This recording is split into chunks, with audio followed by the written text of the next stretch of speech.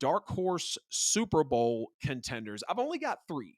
And once I put this on the lineup and then I was looking through some of the dark horses, actual true dark horses of the year that I think could realistically get a chance to go to the Super Bowl, only 3 teams, and they're all from the AFC. First one, probably pretty self-explanatory if you are, or not self-explanatory. You probably saw this coming if you've been listening to the show over the last couple of weeks. The Denver Broncos are dark horse Super Bowl contenders. They got a Super Bowl winning quarterback and head coach combo. They're one of the hottest teams in the NFL right now with a 4-game win streak. I got them going on a 5-game win streak. We're going to get into our picks later in the show. Defense is coming around. The offense is clicking a little better. Russell Wilson is back at that top 10 Russ level. And again, it's different. Not everyone's going to think Russ is back because he's not playing that vintage Russell Wilson Seattle Seahawks hero ball. But Sean Payton understands. He's slowing it down for Russ some, kind of giving him a little bit of that Drew Brees treatment from New Orleans. I don't need you to make every big throw. I might need you to make 2 to 3 big throws a game, but I need you for everything that's 15, 20 yards and in, I need you to be precise. And that's what Russ is doing. Sean Payton knows how to turn things around. It's one of the best turnarounds we've seen in recent memory, especially considering how they were last year, having one of the worst offenses in the NFL, giving up the 70 burger early on in the week. Sean Payton had to have a lot of things happen to this team after he became the coach in order for him to get it right. The Denver Broncos are, let me look up. I should have had the AFC playoff seedings. I actually had it pulled up right before we got on the show. So the Denver Broncos, I believe, are the 10th seed, if I'm not mistaken, right now in the AFC, sitting at that 5-5 record. They're second in the AFC West. Got the Colts ahead of them at 5-5. I don't believe the Colts are a dark horse Super Bowl contender. They're just in the right place at the right time with their record. The Bills are ahead of them at 6-5, second in the AFC East. And then, of course, the seedings go up. Steelers 7, Texans 6, Browns 5, Jags 4, Chiefs 3, Ravens 2, Dolphins 1. And I definitely believe that the Broncos have a chance to go to the Super Bowl. And really, just while we're talking about it, I should have made this part of the segment. You go and look in their schedule. Broncos, Browns, then they play the Texans, the Chargers, the Lions, the Patriots, the Chargers, and then the Raiders. So I think the Chargers, Patriots, and Raiders games are pretty in hand. They'll probably split with the Chargers. I think they'll fall to the Lions. They could lose to the Texans, but I believe that's a W as well. And I believe they'll also win against the Browns. So this is looking like a, 1, 2, 3, 4, at least a 10 to 11 win football team, 11 wins at best. Sean Payton coming in, going 11-6 and being able to take this team to the playoffs. I'm not going to be shocked.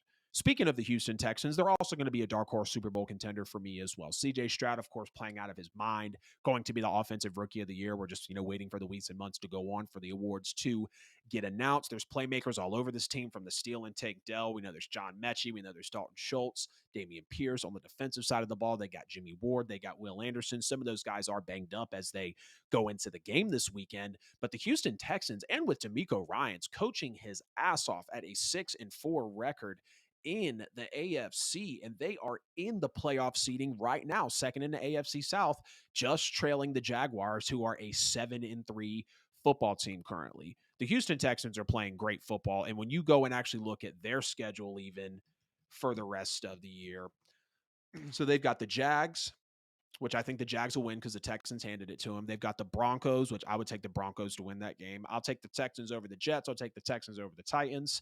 I would even take the Texans at home over the Browns. I'll take the Texans over the Titans again, and I'll even take the Texans over the Colts. So that'd be 1, 2, 3, 4, 5.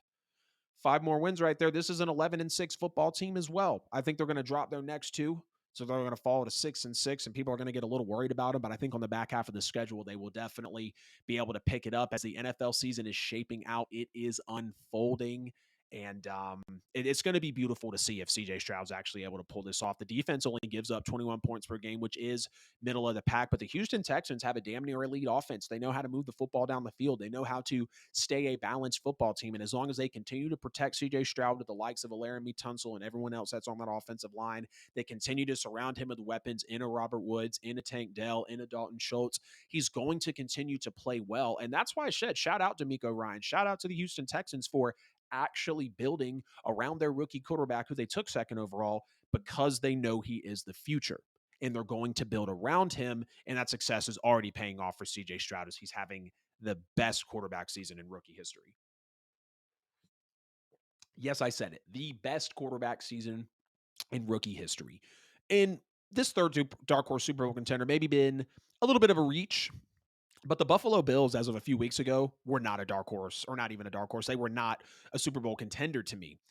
But the Buffalo Bills are at the 8th seed, still on the bubble, just outside, on the outside looking in, if the season ended today. And you go and look at the Bills' record as well. They're sitting at that, excuse me, they're sitting at that 6-5 record. I think they'll lose to the Eagles. I think they'll lose to the Chiefs. I think they can maybe even lose to the Cowboys. I think they'll beat the Chargers, beat the Patriots, and I think really they might even lose to the Dolphins because they took the top off the Dolphins earlier this year. Dolphins will be at home for the last game of the year. I'll take the Dolphins in that one. Mm. The Bills could go on a 4-game skid here. They really could. So it's almost like at that point, I mean, damn, are they really dark horse Super Bowl contenders? If the Bills fall to 6-9, they're not going to make the playoffs. Eagles, Chiefs, Cowboys, Chargers, Patriots, Dolphins. 5 of those next 6 games are pretty tough. They're going to have their work cut out for them, even with the Chargers being 4-6 right now. In 4 weeks on December 23rd, literally a month from today, the Chargers will be at home. Depends on how healthy both teams are.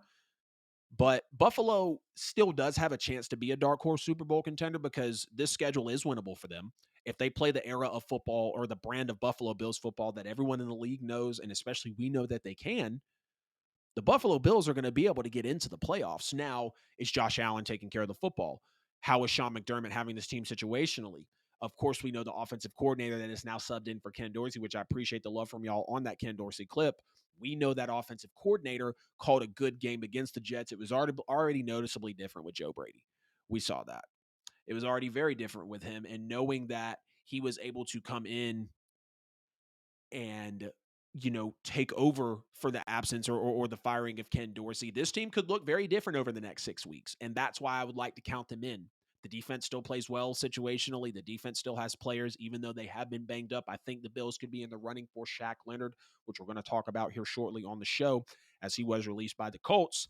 But the Buffalo Bills can definitely be dark horse Super Bowl contenders because they still have plenty of talent. I would have liked them to see get another weapon in there. Of course, Dalton Kincaid comes in. They bring in Deontay Hardy from the Saints, but a bona fide receiving weapon. And look, maybe Kincaid can turn into that. I was hoping that maybe DeAndre Hopkins would go in and be with the Bills. But even though Stephon Diggs is there, I think Hopkins would have taken that 2 seat to play with a Super Bowl contender and still, probably be a 900 to 1,100 yard receiver on the year. So I've got the Buffalo Bills, the Denver Broncos, and the Houston Texans as dark horse Super Bowl contenders in the 2023 NFL season as we're walking into week 12. Well, technically week 12 is already 4 weeks underway.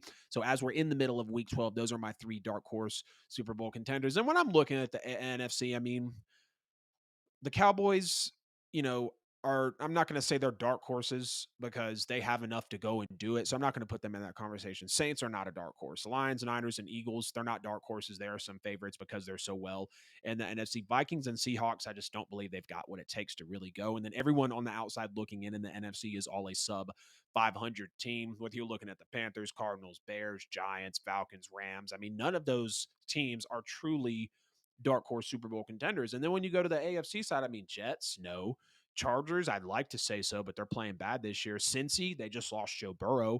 The Raiders are kind of playing hot the last couple of weeks, but who thinks the Raiders are really going to go in there and do things? But y'all get in the comments and chat. Let me know your dark horse Super Bowl contenders for the 2023 NFL season.